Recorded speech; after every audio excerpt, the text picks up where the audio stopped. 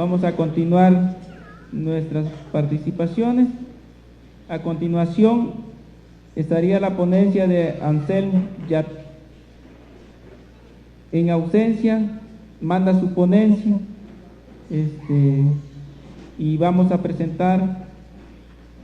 Es filósofo, nació en Alemania, actualmente radica en Francia. Ha sido parte del grupo Crisis. Este grupo ha publicado el Manifiesto contra el Trabajo. Su último libro publicado se titula Crédito a muerte, la descomposición del capitalismo y sus críticos. Hace unos días el periódico mexicano La Jornada publicó un artículo suyo, se titula Ya se volvió obsoleto el dinero. En ausencia, el maestro Jerome Bachet daría lectura a su ponencia y le demos un aplauso también al compañero que manda su ponencia. Pues quiero pedirles una disculpa por encontrarme por segunda vez en esta mesa. Quisiera que no fuera así porque significa que el compañero Anselm Yap se le ha imposibilitado llegar y estar con nosotros, pero ha mandado la ponencia que ahora les voy a leer y también ahora nos ha enviado un mensaje para decir que se siente muy apenado y muy triste de no estar con nosotros y que manda un saludo fraterno a todos los participantes, asistentes aquí presentes de este seminario. Quiero mencionar que el texto quizás rebasa un poquito el tiempo previsto, pero no nos sentimos ahí con el derecho de hacer los recortes que el ponente, a la hora de ver los papelitos que se acercan, le toca hacer. La ponencia de Anselm Yap se titula Ser libres para la liberación. Es una pregunta. Hay dos noticias. La buena noticia es que nuestro viejo enemigo, el capitalismo, parece encontrarse en una crisis gravísima. La mala noticia es que por el momento no se ve ninguna forma de emancipación social que esté realmente a nuestro alcance. Además, nada puede garantizar que el fin posible del capitalismo desemboque en una sociedad mejor. Es como constatar que la cárcel en donde estamos encerrados desde hace mucho tiempo se ha incendiada, pero que las puertas siguen bloqueadas. Quisiera iniciar con un recuerdo personal, dice Anselm. Visité México por primera vez en 1982. Tenía 19 años y mi mochila en la espalda. Vivía entonces en Alemania. En esos tiempos se hablaba del tercer mundo y de su miseria, pero era otra cosa descubrirlo personalmente, ver a los niños descalzos pidiendo limosna en la calle. En la Ciudad de México me hospedaba en una especie de hotel de la juventud gestionado por unos suizos. Una noche, al regresar muy afectado por la visión de la pobreza en la ciudad, empecé a leer un ejemplar de la revista alemana Der Spiegel que se encontraba por ahí. Me fijé en un largo reportaje sobre el estado de la sociedad alemana, que en ese momento parecía encontrarse en su apogeo. Pero la descripción era de lo más desoladora. Solo se hablaba de gentes deprimidos, de farmacodependencias, de familias desestructuradas, de jóvenes desmotivados y del deterioro social. Yo mismo me sentía hundido en un abismo. Y ya tenía una larga experiencia de la crítica teórica y práctica del capitalismo, del cual pensaba todo lo mal posible. pero nunca antes había sentido con tanta fuerza en qué mundo estamos viviendo. Un mundo en el cual algunos mueren de hambre y los otros, los que supuestamente se encuentran del lado mejor, son tan infelices que se atiborran de medicamentos o se matan. Sentía que los pobres son infelices y los ricos también, de tal forma que el capitalismo es un sufrimiento para todos. Entendí que este sistema, en última instancia, no es provechoso para nadie, que desarrollar, entre comillas, a los pobres para que se vuelvan como los ricos no serviría de nada y que la sociedad de la mercancía es el enemigo de la humanidad. Al mismo tiempo, en ese tiempo, 1982, este sistema parecía fuerte, muy fuerte. Era deprimente considerar la correlación de fuerzas entre quienes, de una forma o de otra, querían cambiar ese sistema y el sistema mismo, con el consenso que a pesar de todo lograba mantener y con los beneficios materiales que todavía podía distribuir. Hoy parece que la situación ha cambiado radicalmente. En estos días, en Europa, las instancias políticas y los medios evocan guiones de posibles catástrofes del tipo argentino. No es necesario comentar más el hecho de que en todas partes se percibe una crisis del capitalismo muy grave, permanente por lo menos desde 2008. Quizás algunos de ustedes han leído la traducción de un artículo mío en donde trato de imaginar lo que pasaría si el dinero, todo el dinero, empezaría a perder su papel después de un derrumbe financiero y económico. El periódico francés más importante, Le Monde, ahora también La Jornada, lo publicó y muchos lectores lo comentaron. Sin embargo, pienso que hace apenas unos años me hubieran clasificado en la misma categoría que los que ven ovnis. Una primera observación que es importante hacer es que esta crisis del capitalismo no se debe a las acciones de sus adversarios. Todos los movimientos revolucionarios modernos y casi toda la crítica social siempre imaginaron que el capitalismo iba a ser vencido por fuerzas organizadas, decididas a abolirlo y sustituirlo por algo mejor. La dificultad era vencer el inmenso poder del capitalismo, que se ubicaba tanto en las armas de sus ejércitos, como en lo que había metido en las cabezas de la gente. Pero si esto se lograba, la solución estaba al alcance de la mano. De hecho, la existencia de un proyecto de sociedad alternativa era lo que en última instancia causaba las revoluciones.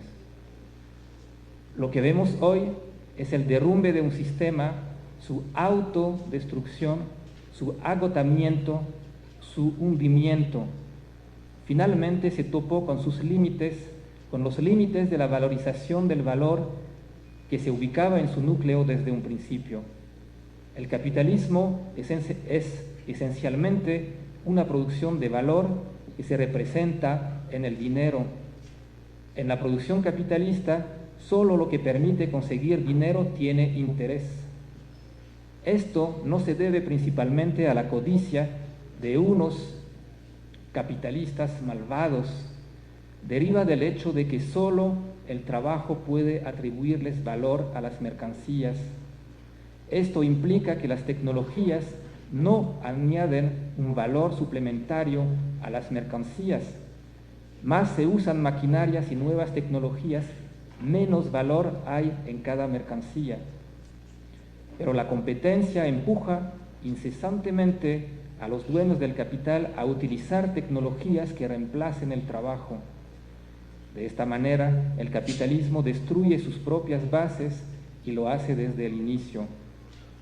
Solo el aumento continuo de la producción de mercancías puede contrarrestar el hecho de que cada mercancía contiene cada vez menos valor y por lo tanto también menos plusvalor traducible en dinero.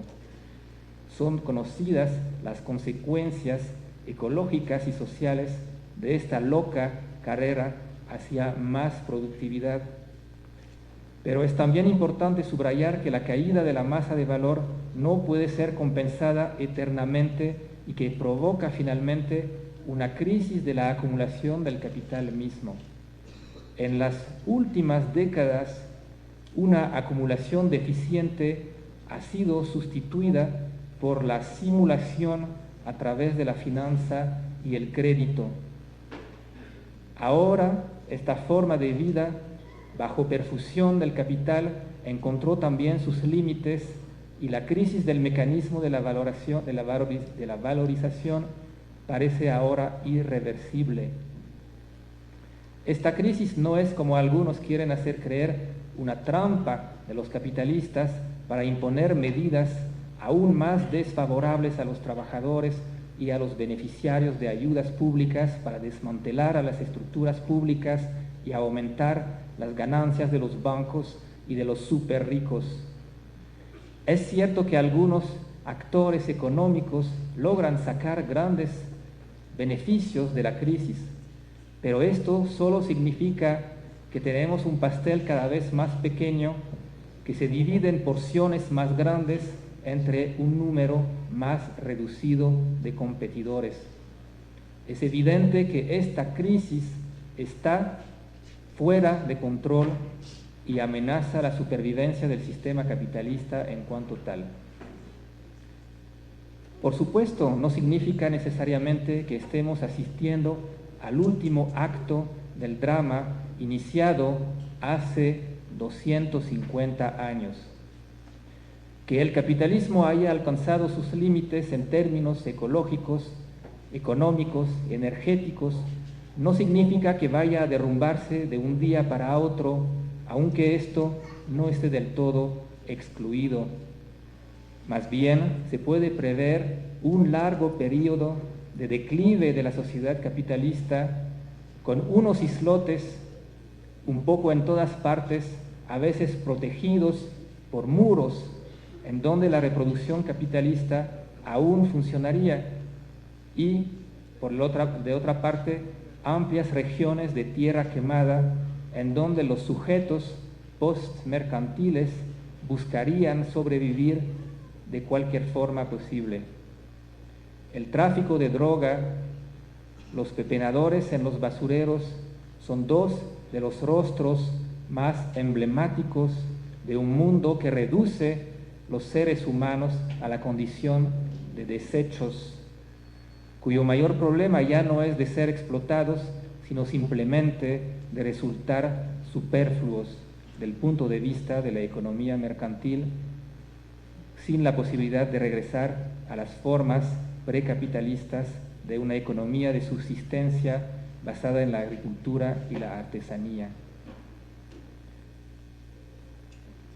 El riesgo es entrar en nuevas configuraciones que combinen los peores elementos de las formaciones sociales anteriores.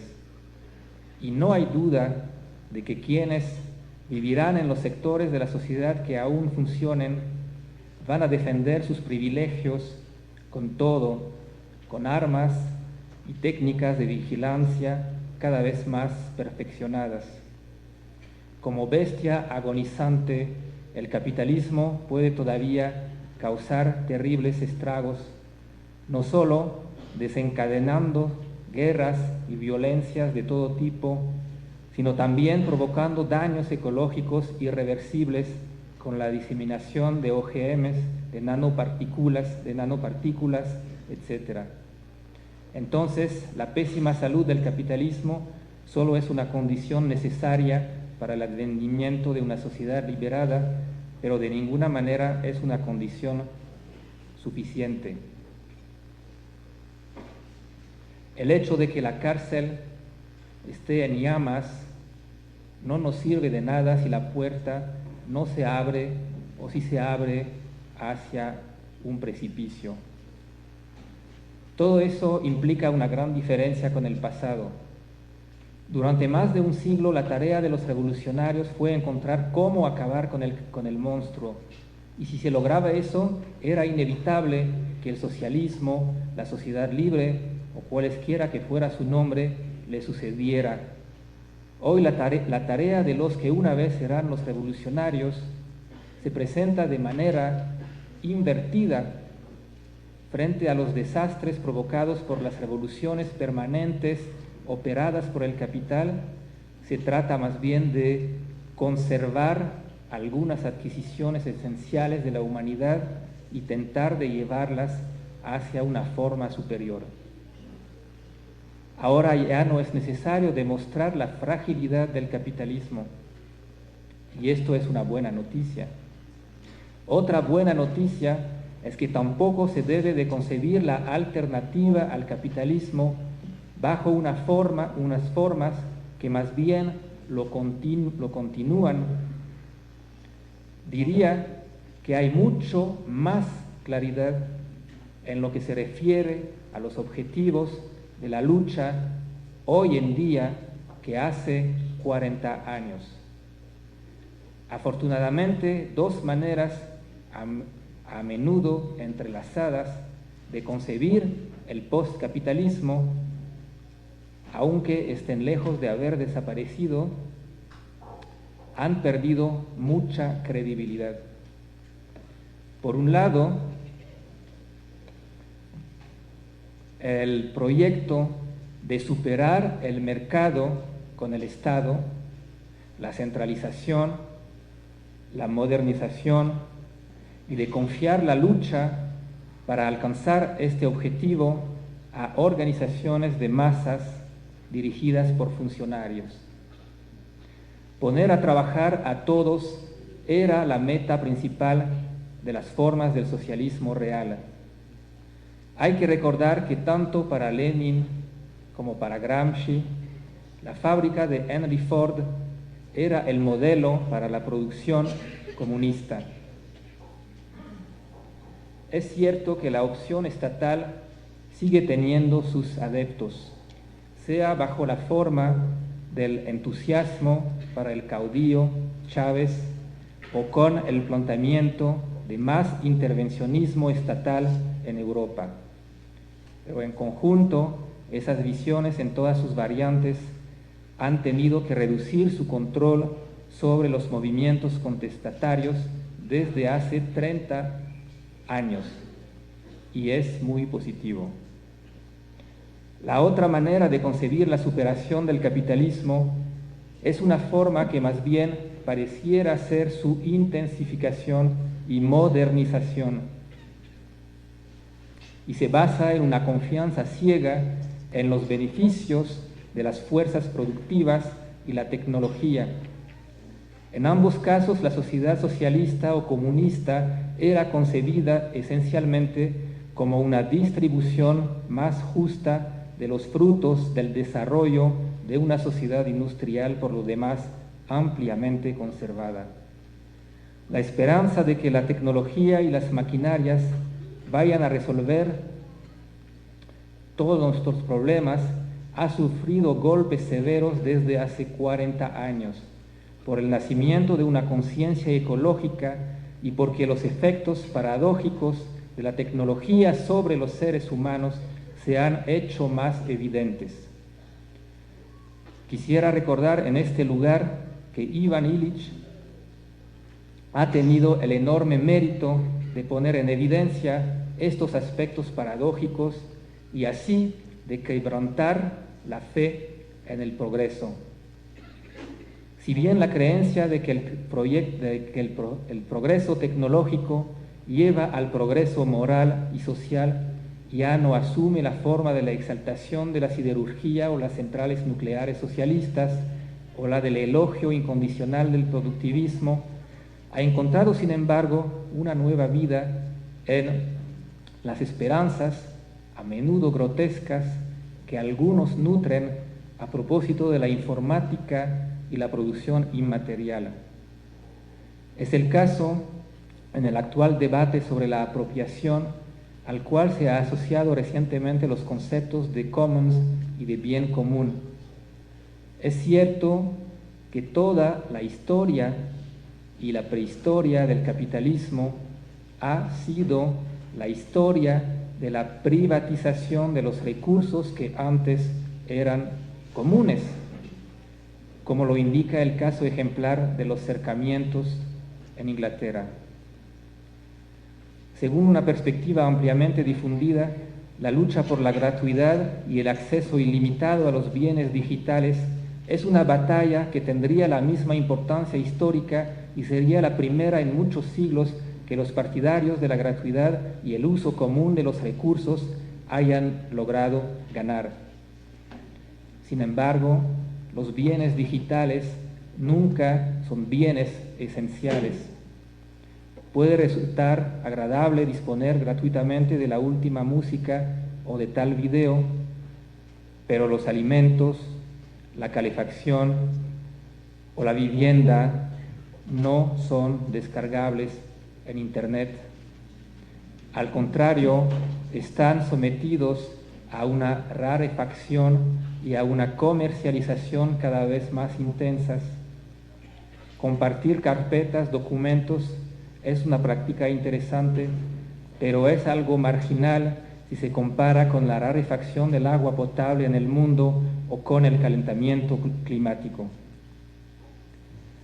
La tecnofilia bajo formas renovadas, entonces, parece hoy menos pasada de moda que el proyecto de tomar el poder y constituye quizás un obstáculo mayor para una ruptura profunda con la lógica del capitalismo. Sin embargo, propuestas como la del decrecimiento, el ecosocialismo, la ecología radical o el retorno de los movimientos campesinos en todo el mundo indican, con todos sus límites, que una parte de los movimientos contestatarios actuales ya no creen que el progreso técnico tenga la misión de llevarnos a la sociedad emancipada, y es también una buena noticia. Diría que existe actualmente una claridad más grande en cuanto a los lineamientos de una verdadera alternativa al capitalismo. Esbozos como los que se presentaron en el seminario realizado en Sidesi Unitierra a finales de 2009 me parecen totalmente razonables. Sobre todo, es muy importante no limitarse a una crítica de la sola forma ultraliberal del capitalismo, sino de apuntar al capitalismo en su conjunto, es decir, a la sociedad mercantil basada en el trabajo asalariado y el valor, el dinero y la mercancía. Entonces, si estamos un poco más seguros de que el capitalismo está en crisis, y si tenemos un poco más de claridad en lo que se refiere a las alternativas, surge la siguiente pregunta: ¿cómo llegar a ellas? No quiero plantear aquí consideraciones estratégicas o pseudoestratégicas, sino más bien preguntarme qué clase de mujeres y de hombres podrán realizar la transformación social necesaria. Ahí es donde radica el problema. Para decirlo de entrada, podemos tener la impresión que la profunda regresión antropológica provocada por el capitalismo, sobre todo en las últimas décadas, también ha alcanzado a quienes podrían o quisieran oponerse a él. Es un cambio mayor al cual no siempre se le da la suficiente atención. La economía mercantil nació en sectores muy limitados de algunos países. Posteriormente conquistó el mundo entero a lo largo de 2 siglos y medio, no solo en sentido geográfico, sino también al interior de cada sociedad. A veces se llama a eso colonización interior. Paulatinamente, cualquier actividad, cualquier pensamiento o sentimiento adentro de las sociedades capitalistas tomaba la forma de una mercancía o podía ser satisfecho por mercancías. Se ha descrito a menudo los efectos de la sociedad del consumo y sus consecuencias particularmente nocivas al introducirse en el contexto de sociedades tradicionales consideradas desde arriba como atrasadas, y aquí también quisiera citar a Ivan Illich. Está bien conocido, sobraría repetirlo aquí, pero no se presenta con suficiente claridad el hecho de que, a causa de esta evolución, la sociedad capitalista ya no aparece dividida simplemente en dominantes, dominados, explotadores y explotados, administradores y administrados, verdugos y víctimas. El capitalismo es, de manera cada vez más visible, una sociedad gobernada por los mecanismos anónimos y ciegos, automáticos e incontrolables de la producción de valor. Todos parecen a la vez actores y víctimas de este mecanismo, aunque, por supuesto, los papeles asumidos y las recompensas alcanzadas no son los mismos, las mismas. En las revoluciones clásicas y en su punto más alto en la Revolución Española de 1936, el capitalismo era combatido por poblaciones que sentían al capitalismo como una exterioridad, como una imposición, como una invasión. Le oponían valores, formas de vivir y concepciones de la vida humana totalmente diferentes. Aunque no hay que idealizarlas, constituían de cierta manera una alternativa cualitativa a la sociedad capitalista. Estos movimientos sacaban buena parte de su fuerza, de su arraigamiento en costumbres no capitalistas, en la aptitud al don, a la generosidad, a la vida en colectivo, al desprecio de la riqueza material como fin en sí, en otra percepción del tiempo.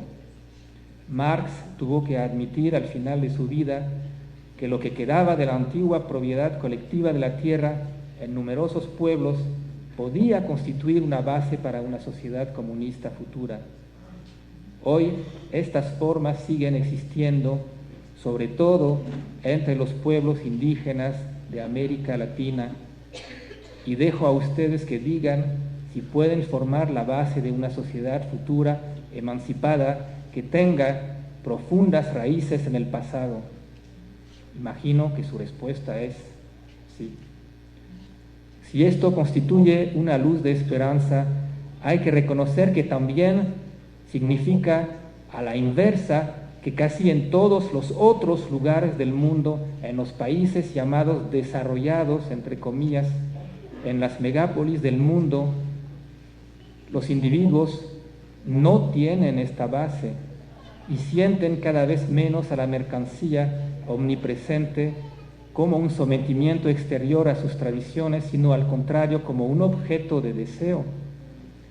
Sus reivindicaciones tienen que ver en lo esencial con las condiciones de su participación en este reino de la mercancía, que sea en la forma de un conflicto salarial mediatizado por los sindicatos o de una revuelta en los suburbios. La cuestión es casi siempre la del acceso a la riqueza mercantil. Dicho acceso es generalmente necesario para poder sobrevivir en la sociedad de la mercancía, no hay dudas, pero es igualmente cierto que estas luchas no plantean la exigencia de superar al sistema actual y crear otras maneras de vivir. De cierta manera, el individuo que pertenece a las sociedades desarrolladas de hoy parece más lejos que nunca de una solución emancipatoria. Le faltan las bases subjetivas de una liberación y por lo tanto también el deseo de esta, porque interiorizó el modo de vida capitalista, competencia, éxito, rapidez, etc. En general, sus protestas apuntan al miedo de quedar excluido de este modo de vida o de no alcanzarlo, en muy pocas ocasiones a su mero rechazo.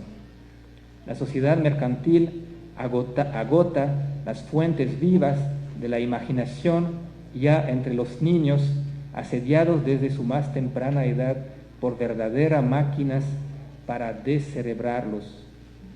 Esto por lo menos es tan grave como los recortes en las pensiones, pero no empuja a millones de personas a marchar en las calles o a asaltar a los productores de juegos video o a los canales de televisión. Los movimientos de protesta que aparecen ahora en el escenario no carecen de una cierta ambigüedad. Muchas veces la gente protesta simplemente porque el sistema no cumple sus promesas. Manifiestan muchas veces por la defensa del status quo o más bien del status quo ante. En el movimiento Ocupa Wall Street y sus propagaciones se responsabiliza de la crisis actual al sistema financiero. Se afirma que la economía y finalmente la sociedad en su conjunto están dominadas por la esfera financiera. Según la crítica de la finanza actualmente muy difundida, los bancos, los seguros y los fondos especulativos no invierten en la producción real, pero canalizan casi todo el dinero disponible hacia la especulación que enriquece a los especuladores mientras destruye empleos y crea la miseria. El capital financiero, según se dice, puede imponer su ley incluso a los gobiernos de los países más poderosos, también compran los medios y así la democracia se va vaciando de toda sustancia. Pero, ¿qué tan seguros estamos de que el poder absoluto de la esfera financiera y las políticas neoliberales son la causa principal de las actuales turbulencias? Y si al revés fueran tan solo un síntoma de una crisis más profunda. Lejos de ser un factor que perturba una economía en sí misma sana, la especulación es lo que ha permitido mantener este sistema durante las últimas décadas y mantener la ficción de la prosperidad capitalista. Sin las muletas ofrecidas por la financiarización, la sociedad del mercado ya se habría derrumbado. Lo que se anuncia detrás de las crisis financieras es el agotamiento de las categorías de base del capitalismo: mercancía, dinero, trabajo, valor. No podemos limitarnos a gritar a los especuladores y otros grandes ladrones: devuélvenos nuestro dinero. Es necesario entender el carácter altamente destructor del dinero, de la mercancía, del trabajo que los produce. Pedir al capitalismo que se sanee para lograr una mejor repartición y volverse más justo es una ilusión. Los cataclismos actuales no se deben a una conjuración de la fracción más codiciosa de la clase dominante. Son más bien la consecuencia inevitable de los problemas que son parte de la naturaleza misma del capitalismo. Vivir a crédito no es una perversión corregible, sino un último sobresalto para el capitalismo y todos los que viven en este sistema. La única opción es una verdadera crítica de la sociedad capitalista en todos sus aspectos y no solo del neoliberalismo. El capitalismo no es únicamente el mercado. El Estado es su otra cara. El Estado nunca puede ser un espacio público de decisión soberana. Incluso en cuanto binomio Estado-mercado, el capitalismo no es o ya no es una mera coacción que se impone desde afuera a unos sujetos refractarios. Desde hace mucho tiempo, el modo de vida que ha creado el capitalismo en muchas partes parece altamente deseable y su fin posible parece verse como una catástrofe. Es por esto que la consigna "somos el 99%", que según se dice ha sido inventada por un ex publicitario pasado a la antipublicidad, Kay Leisen, y que los medios consideran como genial, me parece delirante. ¿Bastaría con liberarse del dominio del 1% más rico y más poderoso de la población para que todos los demás viviéramos felices? Entre estos 99%, ¿cuántos pasan horas frente a su televisión, explotan a sus empleados, roban a sus clientes, estacionan a su carro en la banqueta, comen en McDonald's, pegan a su mujer, dejan a sus niños jugar con juegos video, hacen turismo sexual, gastan su dinero comprando ropa de marca, consultan a sus celulares cada 2 minutos, es decir, son parte integrante de la sociedad capitalista.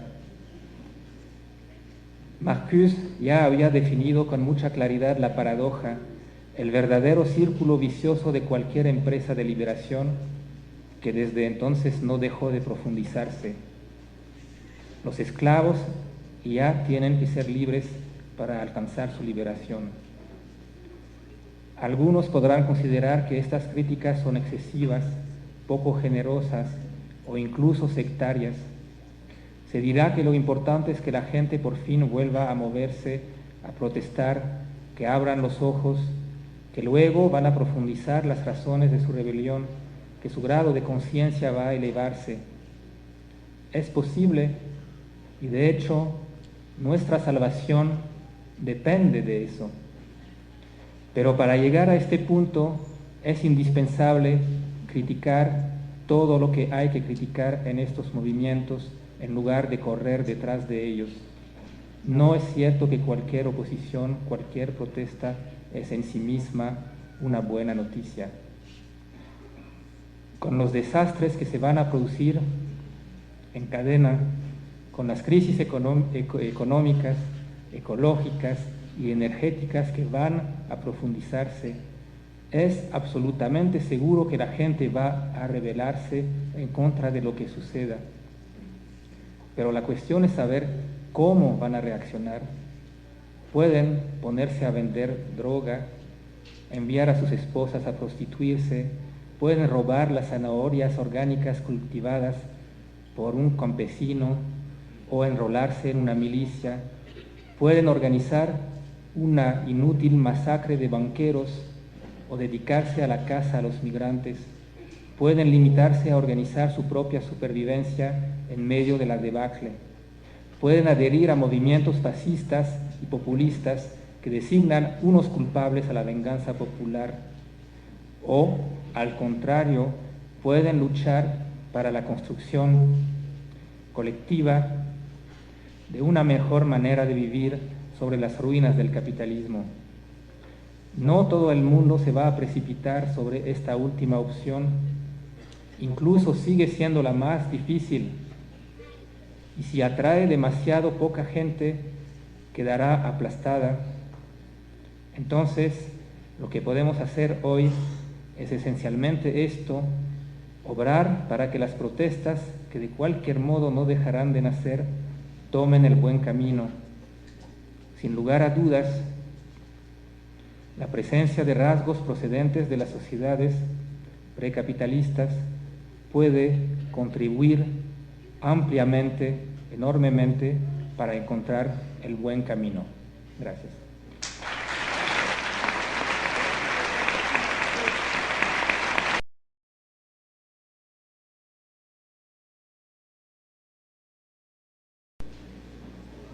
Bueno, le koyam bueta kutskalata tashkaitik skop hunchi itikyan asbi ansel jab ha hun vinik likem talenti Alemania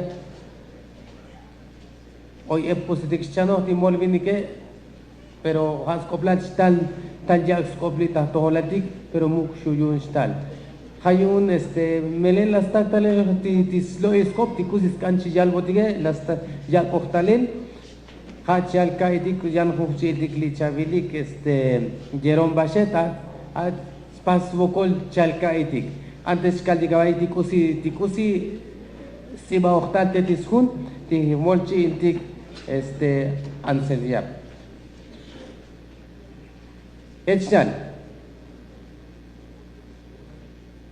yakal sok batel tihun pokoy kushlejali lasbi capitalismo melel kanal sok batele muhnatik me melel chapalotik yuns malael tikusi yachil stale muhnatik me melel vikil xatik yuns malael tikusi chlok talel kalati misoke timisok tisoksha tikapitalista chkalige muyunok stuksha chlach koplal o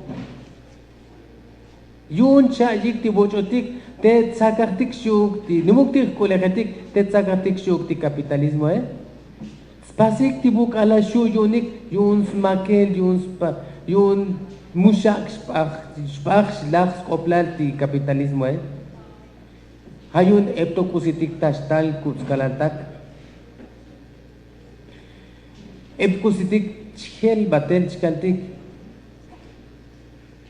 hayun ti capitalismo sna ohik siya manchugmeatik kulegetike sna ohik muyuk muchut skolta ti capitalismo skoplale ti mehonetike mehonetiko ois wokolik pero ti kulegetike hanos batem ti yon ton ti stakinike muyuk shachlo ilach oposhuk yan yut sialal jun ostuk hoy hati individualismo chkaldige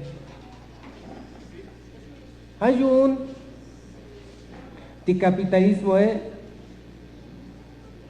sots to shaisba hoy to ship shaisba pero kala la estatal en 2008 y echela veltalele la shayaiti hoy melel hoy ti bokolile shaisba ti la shayip muyuk shayip ti capitalismo hayun chkaldik yun ti muyuk chapalotik yun spasel smalael ti kusi achtale como muhnati kusi chkota pasel pero hoy sha kusitik hoy hutuk hoy sha be chkaldik yun tahsaktik batel yun chapanel ti kushle khalile hoy sha kuchaal chkaldik ti komon ich entamuk ti hulumantik hoy sha komon amtel ga kucha chkaldik ti kutskalatik zapatista tike hoy sha sael batel hun ach kushle khalil atias bi autonomía ti bushu utakventa batik tuktik noos ansvinik ti musha persa utak malatik chisventa unotik ti yantik akhwalit ti chopol akhwalit chgalike hoy sha hutuk hoy sha betik pero muhnam yech chapal hol kon ti kototik utskalatak yuns malael ti kusichtal ti sventa yuns lagesel ti capitalismo skoplale hay hutuk lakaitik bil sa bil noos ti kusitik chiyal botike kutskalatak muhnabetik mel hawai vix melol ti kusilak kati kutuk hay hutuk kopti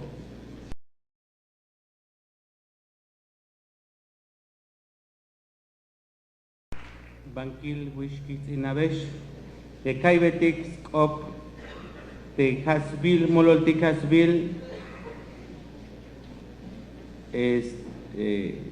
Ansel Hab y escasas beyotik Jerome Baschet hija hicha yalbotik bit el yakiltik te kaltik ta kashlan op capitalismo te kulehetike te ayish tayal el vale